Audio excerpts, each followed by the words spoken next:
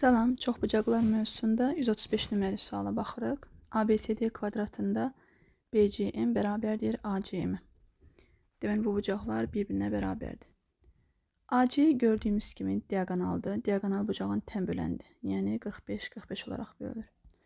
Burada da BCA bucağı 45 dərəcə olmalıdır. Tən bölən olduğuna görə bölünəcək.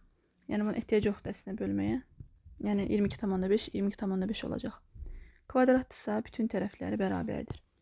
Bütün tərəfləri A deyək. BCA-dır, CDA-dır, ADA-dır. AC olacaq kvadratın diaqonalı tərəfin kök ikimisinə bərabərdir. İndi biz bilirik ki, burada CM tən böləndir. Tən bölənin xassəsinə görə BC-nin BM-ə nisbəti bərabərdir AC-nin MA-ya nisbəti. BC-nin yerinə A yazıram. BM yoxdur.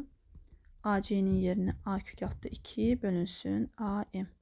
Bizdən də AM böl BM nisbətini soruşur. Buradan davam edək.